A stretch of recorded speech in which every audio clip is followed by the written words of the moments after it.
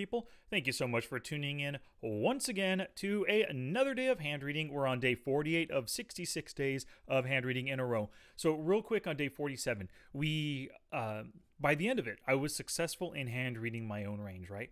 But at the end, after thinking about it, after I did the hand reading and already posted the video on YouTube and everything, I realized that, that was probably a really bad river call. And let's take a look at that again, just real quick before we get to today's hand reading. So let's just say I had pocket tens. I don't remember what the suits were. The board was king, 4, and then like another king.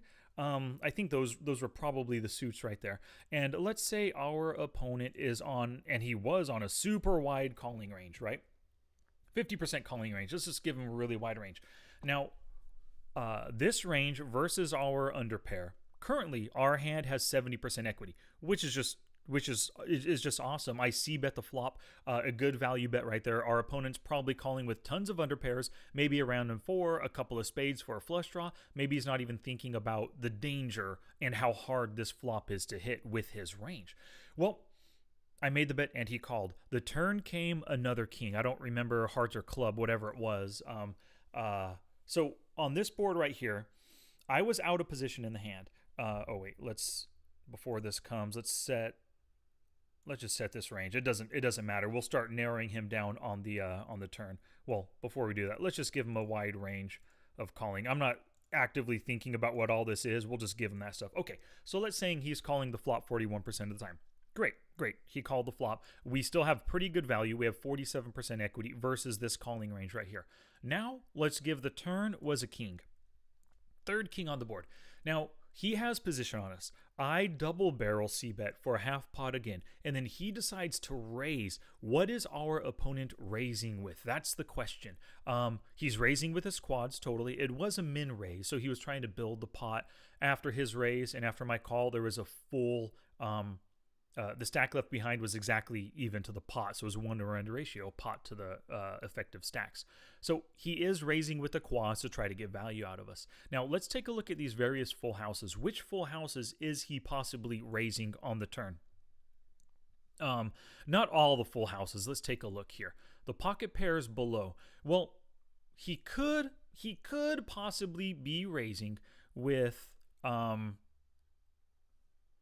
whoops, we gotta, my bad, highlight that and then right click here. Okay, so let's say he's calling with the jacks, or raising with the jacks and the tens. That might be the only hands that he's actually raising with. Nines and below, kings full of nines, are probably just calling in position. He was a very loose passive player at a 50/3. Very loose passive. So I don't want to say that he's raising with nines or below. Those are all just calling hands in this instance, or I feel that they are. So out of the 37, he's actually only raising 7 combos right there, the jacks and the tens. Is he raising his middle pair hands? The 5s and the 4, those random 4s that have kings full of 4s? I don't think so. Is he raising the weak pairs, deuces and 3s? No, he's just calling in position to see a river.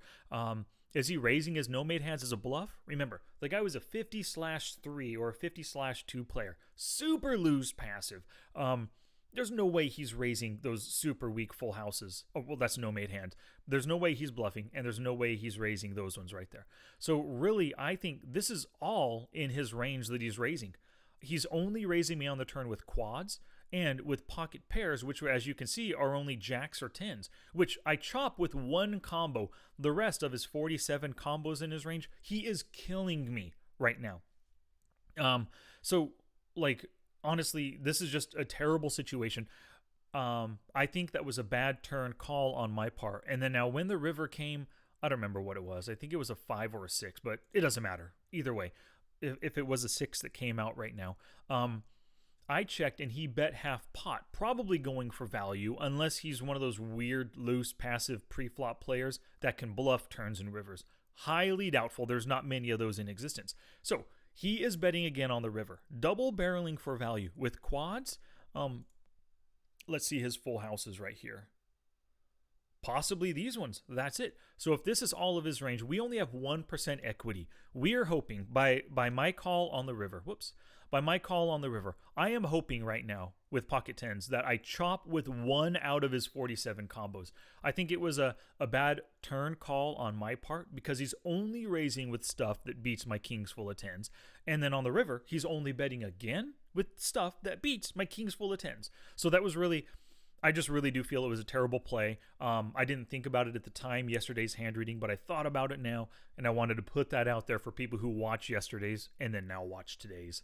Cool beans. So that was just I hand read myself good. Tens were in my range, but should have folded on that turn to that turn raise, I mean to say. And this was the hand right here. Let's refresh it. See our little where'd it go? There it is. Our little hand reading symbol popped up. Okay, so let's find another hand to read today. We looked at the MP yesterday. Let's look at an EP hand where I had some good action. So where we can hand read me, raise, bet, and then checking the river. What am I checking? Am I actually doing a double barrel bluff? This might be a good one because I might have to think about the bluffs in my range here. Got this one, of course. What do we got? 879-05-464.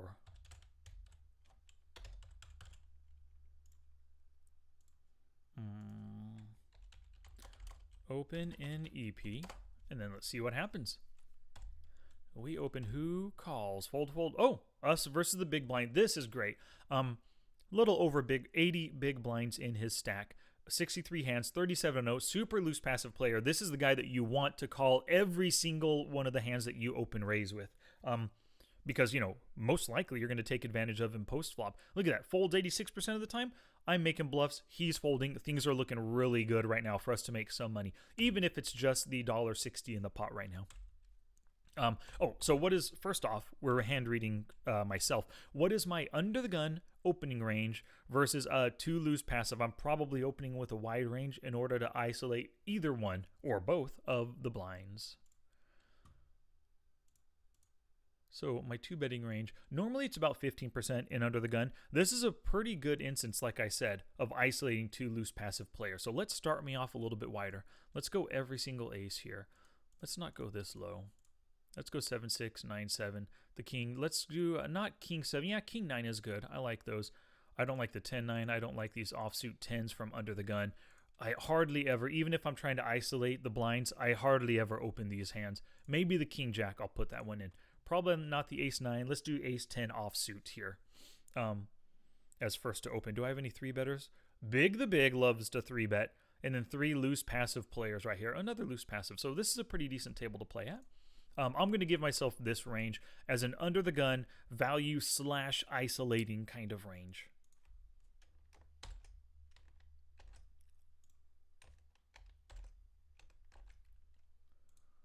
%, 258 combos.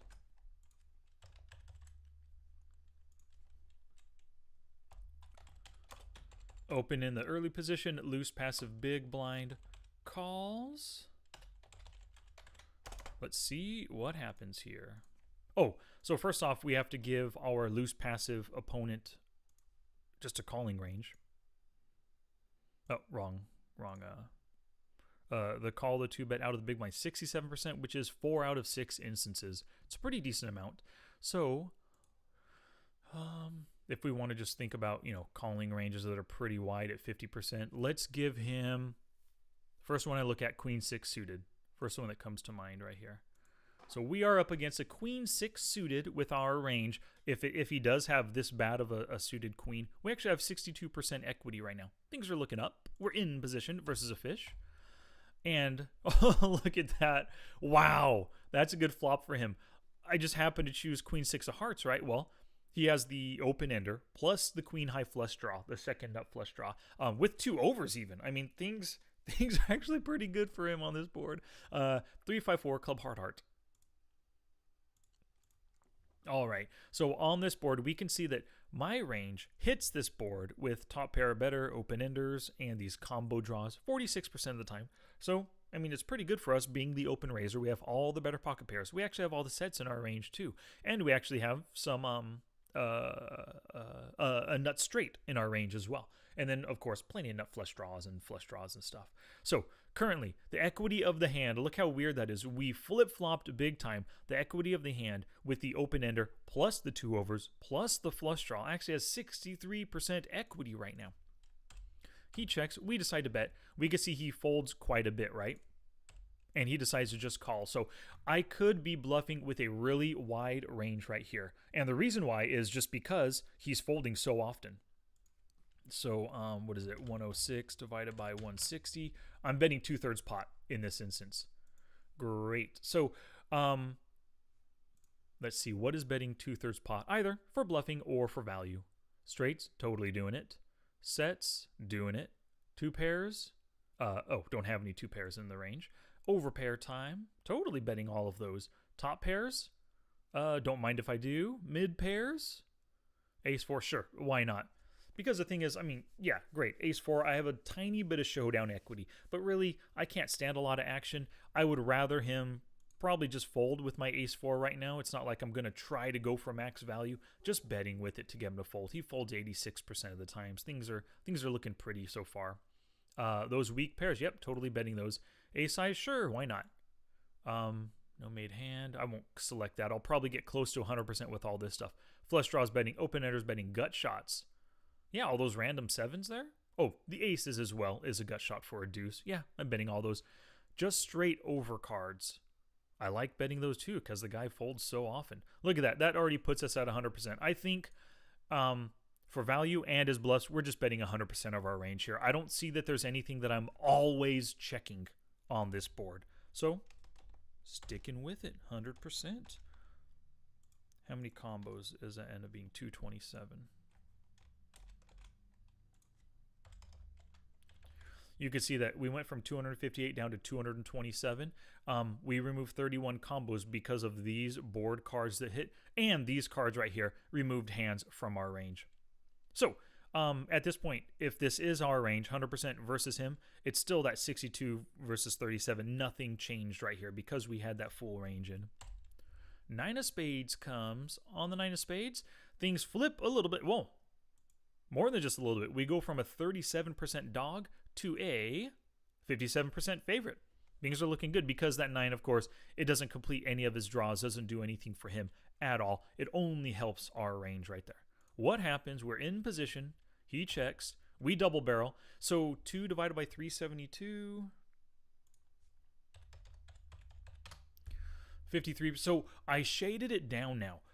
Oftentimes I know about myself, when I shade my bets down, I'm often trying to make my bluffs a little bit cheaper. If he called that flop, I don't see why he'd be scared of the 9 if I'm going for value. I think I'm bluffing here. So I'm going to definitely remove the toppest parts of my range. I do not have straights because those are going to be betting for max value versus this loose passive fish. And because he called the flop means he has something worth continuing. If I have a nut hand, I'm just going to go for max value against the guy. I'm going to bet $4, $4.50, $3.50 maybe, slightly under full pot. Sets, totally not, totally betting at least 2/3 pot there. 2 pairs, not even in my range. Overpair time. I think all of those deserve a bigger bet, at least 2/3, probably 3/4 pot again. Top pairs now. Those are all the weaker 9s. Sure, I just now hit a good showdown worthy hand. I can be betting a smaller bet in order to get him to just call, and then I can check behind on river over cards, or check behind if the river ends up a 7, a 6, or a deuce that could complete straights, or if it ends up being a heart, I could just check behind after making the bet. Because if I bet 2 streets, he might think that I'll bet a 3rd. If he does hit his hand, he might check, hoping to check raise the river, and I could just check behind if it's a scary card for me. Top pair, I like the half pot bet. Even that ace 9, top pair, top kicker, I like the close to half pot bet. Pocket pair below, I'm good with all of those. He doesn't necessarily have to have a 9 that currently beat me. I might still be slightly ahead of his flop calling range with these under pairs to the 9 on the board. Mid pairs now. I don't think I'm betting those again. Weak pairs? Nope. Ace highs now. I don't think so. I might include some ace highs down here. But just in general, ace high, I don't think I need a double barrel. See, here's the thing. This guy, I decreased my bet sizing, but This opponent right here is flop honest. He called because he has something. He's most likely not giving up to a turn but double barrel. Most likely not. Maybe his flushes might give up if I size it bigger. But for the most part, I think I'm more value betting than anything in this instance. Those overpairs, the 9 doesn't scare me. Yeah, I really think I'm betting 2/3 pot, so I want to take those out of my half pot betting range. Mid pairs. Nope. Weak pairs, nope. Ace highs, nope. Okay, flush draws. I can totally be betting those again. Look at those. A lot of them are, flush draw plus a pair and stuff, but they're like 2 over cards. They might be a flush draw plus a gut shot, like Ace 7 suited. If a 6 comes, at least I hit a straight, that kind of thing. No flush draw. Oh, no, I don't want to highlight that. Open-ended? Yep, I can totally be betting those, the random 6s right there. Even the deuces, hoping for an ace, which would make me a straight, or the 6. I might be betting again right now. Open-ender. Now the gut shots.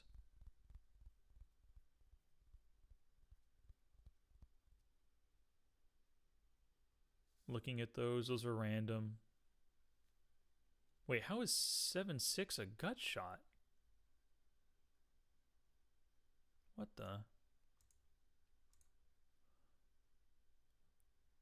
7-6 has a straight. Am I missing something? 3, 4, 5, 6, 7. How is that a gut shot?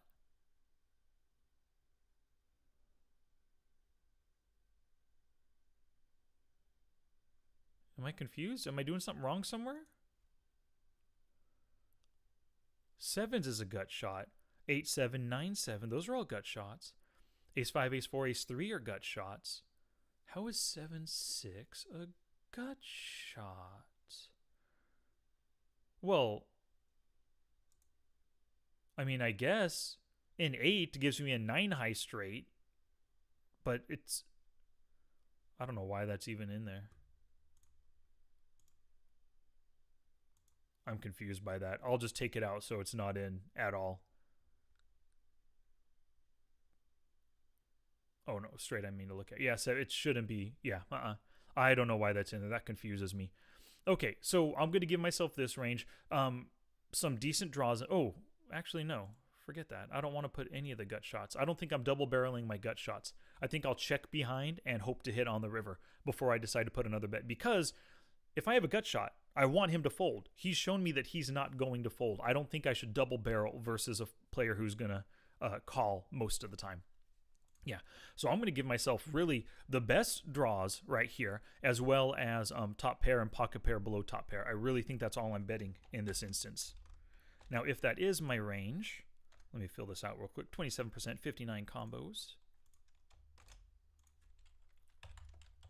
So if that is my range, you can see because he still is just on a draw, we actually have 62% equity with our range right here. Even though we do have some draws added in, things are looking pretty good for us. What would be great is if we had the nut flush draw, and if he was on this hand for a flush draw as well, we hit the river, get max value from his flush. That would be great. 10 of clubs comes. On the 10 of clubs, well, let's not worry about that right now. Just on a straight 10 of clubs right now, we actually have 98% equity because the 10 does not fill up his draw, doesn't complete any of his draws at all. What happens? He checks, and I check as well. So what is checking behind? Not checking sets, not straights. Am I checking 2 pair? 3, 4, 5, 10, 9? 10, 9 just hit a value 2 pair on the river? No way. I'm betting that. Over pairs don't have any top pairs.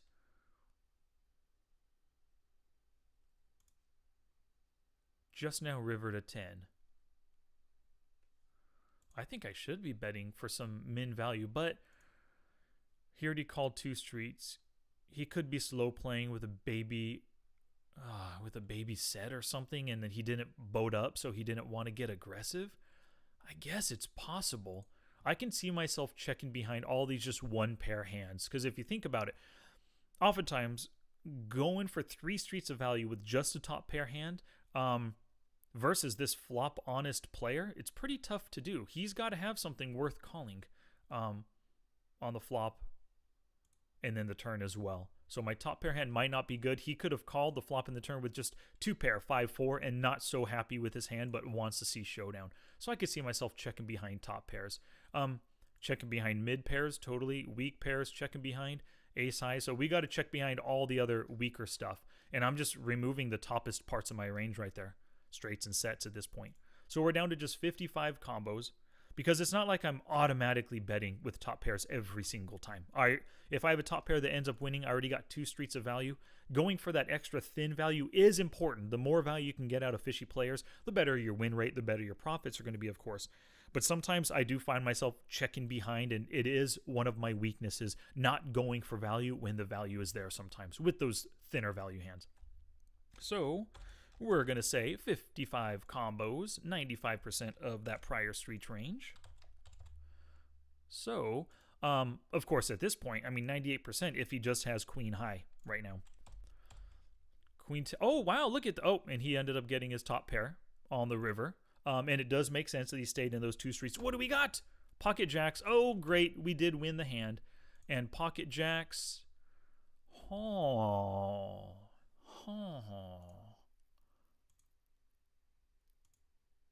So I removed pocket jacks. See, I don't like that at all. Okay. So like I said before, you saw when I did the calculations, I dropped my oh, hey, Johnny. Oh, John. Oh, yeah, John. Thank you very much, John. I do appreciate you finally catching the stream. Nice, man. So, like I said before, on the flop, we saw the percentage of the pot I bet was 66%. I dropped it on the turn.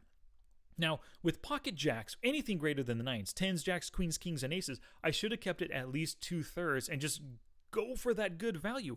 He showed me that he liked this flop for whatever reason. The 9 doesn't necessarily help him. Sure, pocket 9s are the only thing that improved on that 9 right there. And he only has 3 pocket 9s in his entire range because of the one on the board.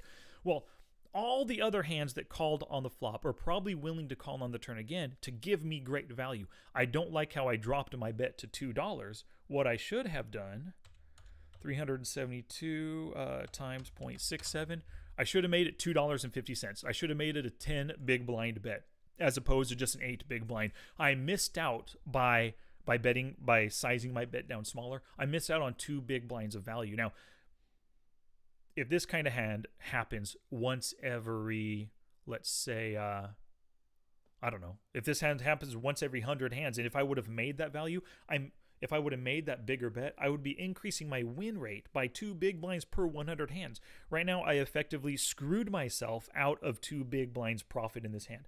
I do like the way, at least I bet. I double barreled for value, but I could have gone for more value. And on this river, as you can see right here, sure, a 9 that had some kind of a draw on the flop, king 9, queen 9, jack 9, 8, 9, of hearts are going to call on that turn. And all of those would probably call on this river as well. And as well as, like, you know, queen 10 in this instance, king 10, ace 10 would have called on that river. I think I didn't get enough value on the turn, and I should have gone for at least, what does he have, $18 behind an $8 pot? I should have gone at least for $3.50, half pot at a minimum for value on this river.